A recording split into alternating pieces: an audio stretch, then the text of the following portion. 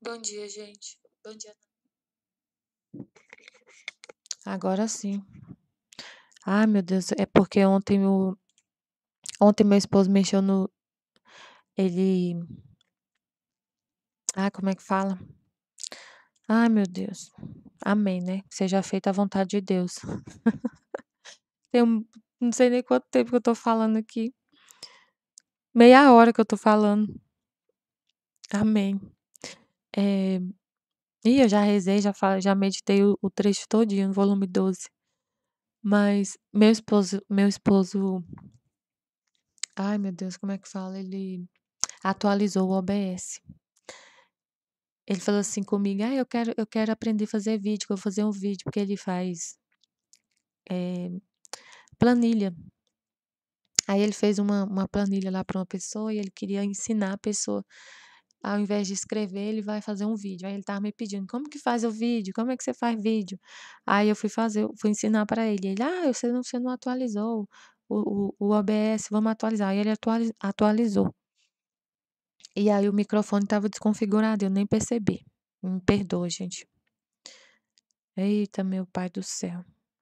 Mas vamos lá, eu vou meditar rapidinho de novo, porque hoje eu tenho que sair mais cedo para trabalhar. Mas tá bom, deixa na vontade de Deus. A gente morre pra nossa vontade em tudo, né, em tudo. Morre pouco a pouco, o trecho é de morte. Morro pouco a pouco. Como Jesus morria pouco a pouco. Encontrando no meu estado habitual, estava a lamentar-me com meu doce Jesus das suas privações, dizendo-lhe: Meu amor, quem poderia pensar que a tua privação me devia custar tanto? Sinto-me morrer pouco a pouco. Cada ato meu é uma morte que sinto, porque não encontro a vida. Mas morrer e viver é mais cruel ainda. Melhor, é dupla morte. Eh, ela tá falando assim, né? Quem poderia imaginar que eu não te vendo, que eu ficando privada, eu ia sofrer tanto? Porque pelo que ela fala, essa privação, ela sentia a dor dos condenados. Tem um trecho que ela chega a falar isso. Eu sinto a dor dos condenados, só porque a minha é pior, porque os condenados do inferno não amam a Deus, então eles estão longe de Deus por própria vontade, eles escolheram. Eles não têm amor por Deus. Eles estão privados de Deus, mas não têm amor, têm só ódio por Deus. E eu tenho amor. Estou privada desse amor, como se eu fosse uma condenada. Então, a gente não consegue nem imaginar o tamanho dessa dor. E aí ela fala: "Como pode ser, né, que a sua privação ia me custar tanto, e me custar a própria vida, parece que eu morro continuamente. O amor me faz morrer continuamente". Aí ele vai explicar para ela que o que ela estava sentindo, essa morte, essa dupla morte, ela morre e vive, é exatamente o que Jesus viveu na paixão. Ele sentia a morte da nossa alma. Ele sentia a morte, ele sentia na alma dele o que o pecado fez na nossa alma. Ele quis viver a nossa dor. Ele quis viver a dor. Ele quis viver a consequência do nosso pecado e pagar em nosso lugar nossa dívida, né? Ele pagou nossa dívida com a justiça. A consequência do pecado é a morte. Ele morreu no nosso lugar. Mas assim, a gente pensa assim, né? A consequência do pecado é a morte. É tipo assim, eu tô pensando aqui assim, parece que é o que a gente, é sempre falar da dor, sempre leva a gente a refletir sempre de novo, né? De novo, de novo. É uma maldade de Deus. Deus faz isso porque ele não nos ama, ele faz a gente sofrer porque com o pecado, né? O pecado traz consequências desastrosas, mas é porque Deus não nos ama? É por causa disso? Que aí ele nos castiga porque a gente fez coisa errada? Então ele é um pai muito bravo e aí você faz coisa errada, ele te castiga por, por castigar? Qual é a finalidade dessa dor que a gente sente na alma? Qual é a finalidade de ter essa consequência de dor? na nossa carne de dor por causa do pecado? É porque para a gente entender, como se fosse assim, para a gente entender que dói ficar longe de Deus, que viver na vontade humana é muito ruim. A gente se separa da fonte da vida. A vida, a felicidade, o amor, a santidade está em Deus. Ele é a fonte. Se você se separa dessa fonte, você não quer Deus, você não quer Ele, você não quer, você quer o mundo, você quer satisfazer sua carne, você não quer obedecer a Deus, você não quer. Então você vai perder a vida, você vai perder a felicidade, você vai perder a, a, a alegria, o ânimo, tudo de bom você perde. E aí você escolhe, você quer realmente viver assim? Então, quer realmente durante toda a eternidade viver assim? Então você escolhe. Mas se você quer ser feliz, não tem outro jeito. A felicidade está com Deus, comigo, seu papai. Eu sou seu pai. É aquele trecho lá do riacho, né? Do riacho e do mar. Se esse riacho se separa do mar, fica, não recebe. A água do riacho é a água do mar.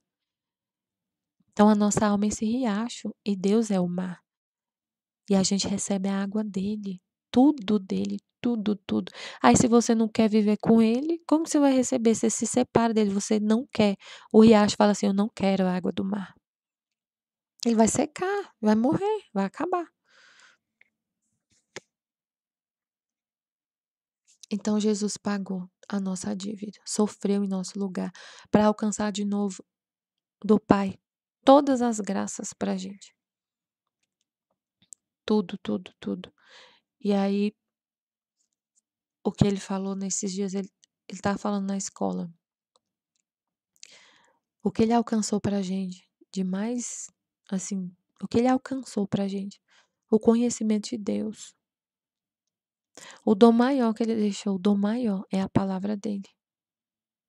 Porque a gente passa a entender tudo. Esse conhecimento ilumina a nossa mente e é tudo pelo conhecimento. Então ele fala: minha filha, ânimo e firmeza em tudo. Ou que não queres me imitar? Também eu morria pouco a pouco. Conforme as criaturas me ofendiam em seus passos, eu sentia o rasgo em meus pés. Mas com tal acerbidade de espasmos, capazes de me dar a morte. E enquanto me sentia morrer, não morria. Conforme me ofendiam com suas obras, eu sentia a morte em minhas mãos. E pelo cruel rasgo eu agonizava. Sentia-me desfalecer. Mas a vontade do Pai me sustentava. A vontade do Pai. Que a vontade de Deus é a fonte da vida. Deus é a vida.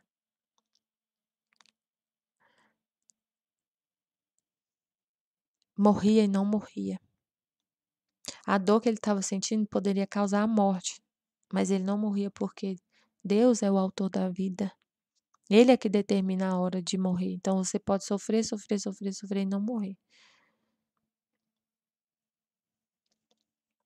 Conforme as palavras más, as blasfêmias horrendas das criaturas se repercutiam em minha voz. Tudo vinha na mente dele, tudo, todos os pecados, tudo, tudo, tudo, passado, presente, futuro vinha na mente dele. E eu me sentia sufocar, afogar, amargar a palavra e sentia a morte em minha voz, mas não morria. Aquela dor que ele estava sentindo seria capaz de fazer ele morrer, mas ele não morria porque não era a vontade do Pai. E meu coração dilacerado conforme pulsava.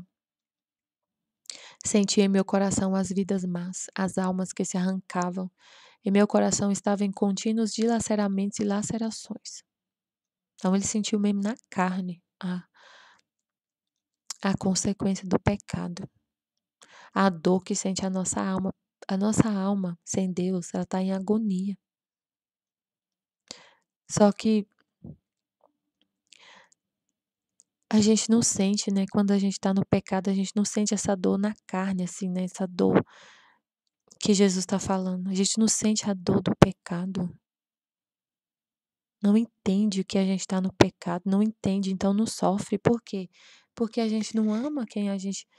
Se a gente está no pecado e você não tem o conhecimento de que Deus te ama tanto, tanto, que você está vivendo uma vida longe dele, mas você não ama ele, como é que você vai sofrer? Você não sofre.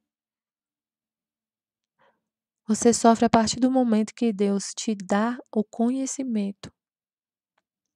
Quando você encontra com a palavra dele, conhece que ele é seu pai, que ele te ama, que ele morreu por você na cruz, que ele pagou um alto preço por sua alma. Aí, através do conhecimento, você sente a dor do pecado. Você sente a dor por causa da vida que você está levando. Aí você sente a dor. Quando você conhece tudo o que Jesus fez na cruz, entende o que ele fez. Entende que ele é seu pai, que ele morreu por você. Quando você entende, aí você sofre. Agonizava e morria continuamente em cada criatura, em cada ofensa, não obstante o amor, o querer divino obrigava-me a viver.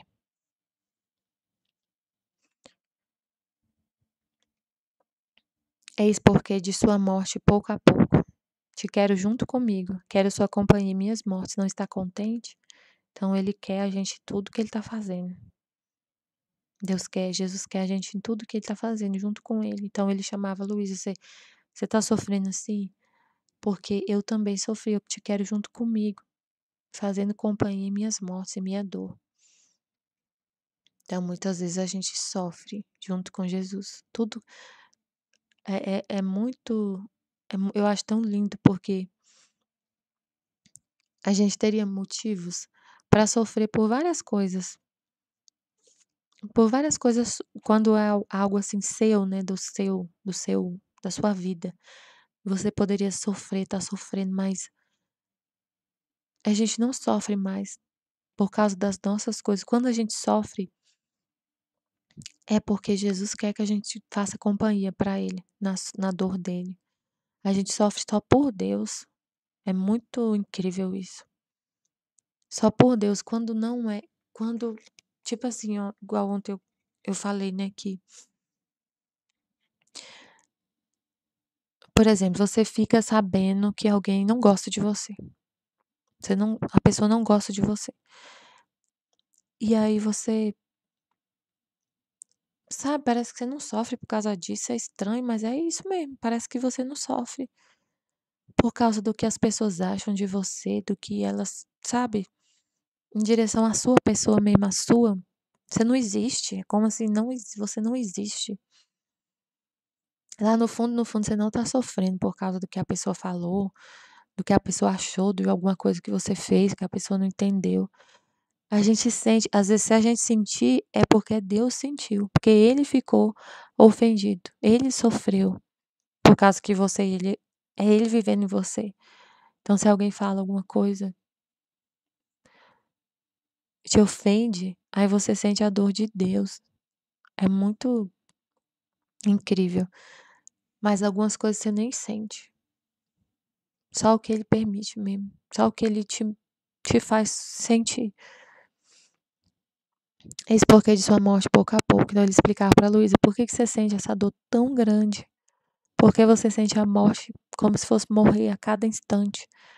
Porque eu vivi assim. Então você está vivendo o que eu vivi. Eu estou vivendo em você de novo. A minha vida.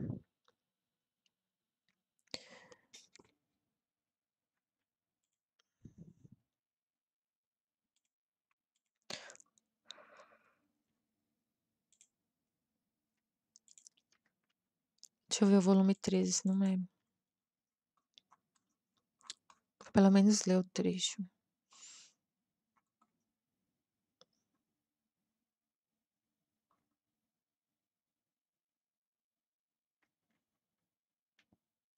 Nossa, olha, o trecho complementa, né? As almas que vivem no querer divino, o que faz Deus fazem elas. O verdadeiro reinar não está excluído de nenhuma coisa criada por Deus. Aí ele estava falando, né, de que ela estava sentindo o que ele sente, a morte. Aí nesse trecho aqui no volume 13, as almas que vivem no divino querer, o que faz Deus fazem elas. Essa noite eu tive um sonho tão engraçado. Engraçado e muito interessante. Eh, eu sonhei que tinha que eu estava com Deus e que ele estava me mostrando como que ele estava me mostrando como que ele controla o universo, como que ele controla o planeta Terra, o mundo. Aí tinha um painel de controle gigante, imenso, assim, eu não sei explicar o que a visão do sonho, assim, mas é como se ele tivesse, sabe aqueles painel de controle de voo, de avião, aquelas coisas? Um painel, assim, gigante com um monte de luzinha, assim, tipo botãozinho, assim, de luz, assim, iluminado, assim, e ele controlava o mundo nesse painel. E eu: "Nossa, mas que complicado", como tipo assim, eu pensava assim no sonho: "Como que Deus consegue fazer tudo isso? Que monte de coisa que ele tem que pensar, que ele tem que controlar, tanta coisa, cada detalhe, a criação, as criaturas e tudo". Era uma coisa, assim, imensa, como se ele ficasse, como ele me mostrando, assim, como se ele no sonho, né, como se ele ficasse, como se tivesse alguém, né, igual o avião, tem um monte de avião no ar, né, um monte de avião. E a gente só vê os aviões e o piloto pilotando, você não imagina, você não vê que tem uma torre de controle por trás disso tudo, que por trás dessa, para esses aviões estar lá tudo no ar e um não bater no outro, tem uma pessoa escondida secretamente cuidando disso, controlando tudo. E aí o universo é a mesma coisa, como se fosse assim, Deus está no controle de tudo, mas ele não vê Deus, mas ele que está controlando tudo. A gente, através do conhecimento da palavra dele, a gente sabe disso. Tem consciência plena que ele que cuida de tudo que acontece aqui, ele permitiu, que ele é perfeito, ele não, tipo assim, você nunca vai falar assim: "Ah, Deus", então era muita coisa para ele cuidar, teve algumas pessoas que ele esqueceu de cuidar. Ele não conseguiu hoje cuidar de todo mundo, então teve gente que ficou sem o cuidado de Deus, porque teve gente que foi acidentado, teve gente que ficou doente, teve gente que morreu, então Deus não estava cuidando delas não. Meu filho caiu, cadê Deus que não cuidou dele? Não é assim. Tem a vontade permissiva de Deus e de todo o mal ele tira um bem, incrível. Aí é como se eu estivesse lá com ele, junto com ele, e ele cuidando do mundo. E eu estivesse lá junto com ele, ele cuidando de tudo, cuidando de tudo, tudo, tudo. E era muita coisa assim. Eu ficava: "Nossa, que incrível", tipo assim. Então as almas que vivem no divino querer, o que faz Deus fazem elas. É como se eu estivesse lá fazendo junto com ele o que ele estava fazendo. Mas ele é que sabe de tudo. Eu estava lá fazendo companhia para ele. O verdadeiro reinar não está excluído de nenhuma coisa criada por Deus.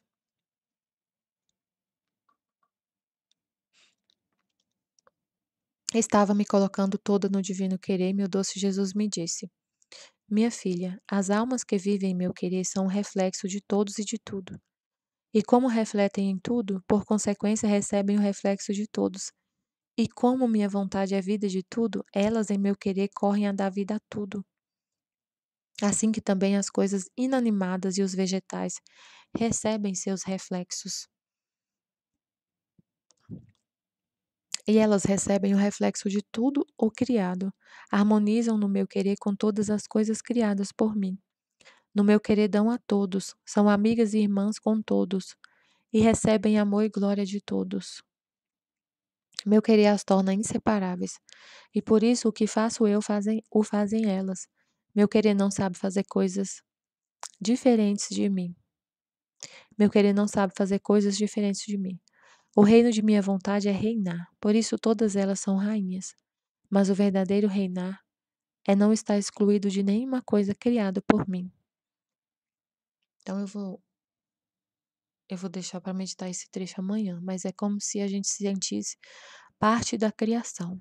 A sensação assim, O sentimento que vem em mim, assim, é como se, por viver na divina vontade, você olha para o sol e você tem uma consciência, assim: "Ele fez para mim, o sol é meu, o sol é meu, eu vejo toda a criação, eu não me sinto excluída, não me sinto assim, não sinto a criação distante de mim, nem as criaturas distantes, assim, espiritualmente. Você sente que você que tudo tá, assim, perto de você, assim, no seu coração, que você não precisa para fazer o bem, por exemplo, para fazer o bem para uma pessoa, que você precisa estar com ela humanamente. Você não se preocupa muito com o humano, você sabe que você está fazendo o bem para todo mundo. É uma certeza disso, é uma fé de que você está fazendo o bem para todo mundo. Ontem uma moça falou assim comigo, eu estava na rua, de frente para um mercado, e aí ela falou assim, ela estava oferecendo, fazendo uma campanha para uma ONG que ajuda as crianças. Aí ela falou assim: "Ah, você pode ajudar porque, a gente trabalha com uma ONG para ajudar as crianças que sofreram maus tratos e não sei o quê, que sofrem abuso e não sei o quê". Aí ela falou assim: "Você vai ajudar com uma pequena quantia por dia, você ajuda e não sei o quê, e desconta no seu cartão de crédito, não sei o quê". Aí no meu coração veio uma certeza assim: eu já ajudo todas as crianças. Eu ajudo. Ela falou assim: "Você pode ajudar? Essas crianças precisam muito da sua ajuda". Eu falei assim, aí antes de responder veio no meu coração uma certeza assim: eu já ajudo todas, eu já ajudo todas, espiritualmente. Eu já ajudo todas. Todas as crianças são ajudadas, porque se a vontade divina está no meu coração, é um bem universal, é um bem para todos, todas recebem. Todas as crianças, todo o mundo recebe os reflexos dessa vida divina, desse meu relacionamento com Deus. Todas as almas do passado, presente e futuro. Elas são o reflexo de tudo e de todos.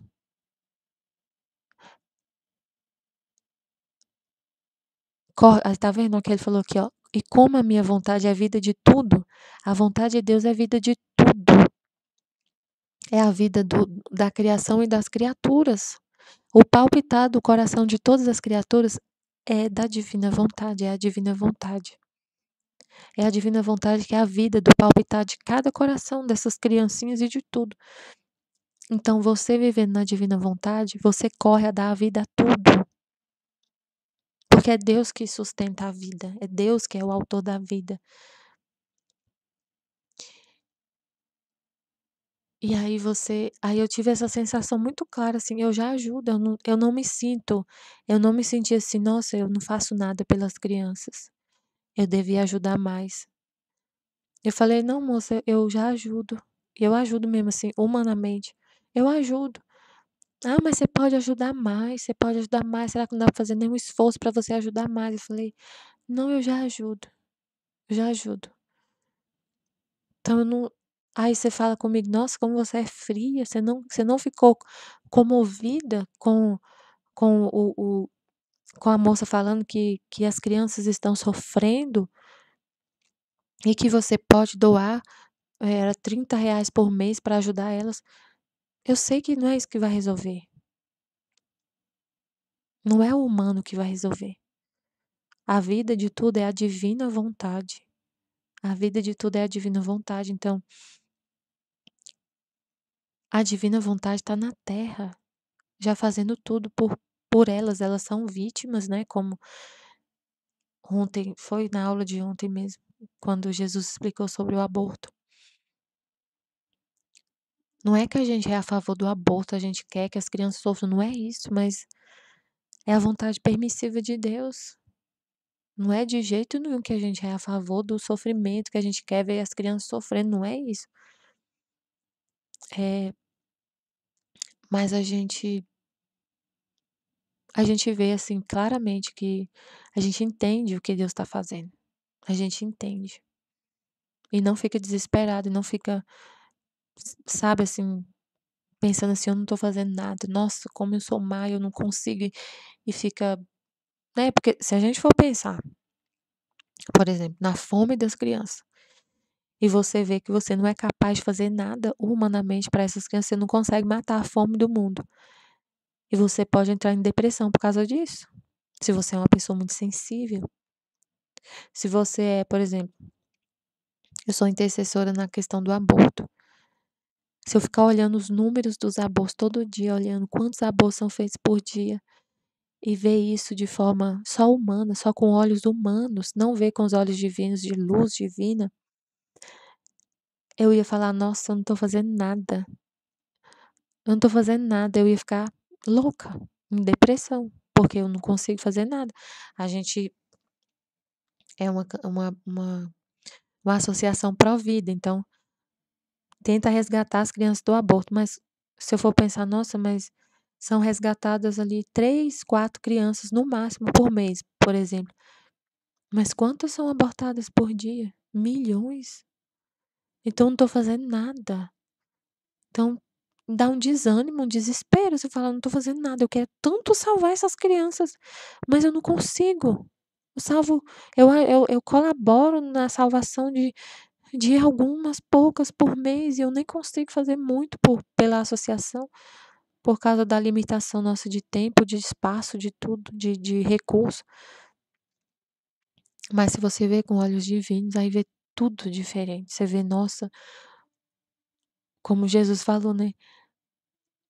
Não é que a gente é a favor do aborto de jeito nenhum. Quando você faz um ato em direção a salvar uma mãe, a convencer ela a não abortar, nossa, você, que ato poderoso diante de Deus para satisfazer a Deus, para aplacar a justiça, de reparação. Que ato de reparação. Então você vê tudo com olhos divinos, você muda o olhar completamente em direção ao sofrimento, ao mundo, às coisas que acontecem no mundo. Você sabe que tudo tem um propósito divino. E Deus te mostra tudo, aí você fica tranquila. Fica tranquila, eu fico tranquila porque eu não pude ajudar a ONG das crianças. Então é isso, gente, me desculpa pela falha no som hoje. Então é isso, amanhã eu medito direito esse trecho. Deus abençoe a todos. Bom dia, gente. Obrigada por avisar, Natália. Até amanhã. Estivemos e sempre estaremos reunidos em nome do Pai, do Filho e do Espírito Santo. Amém. Fiat Jesus, eu confio em vós. Amém.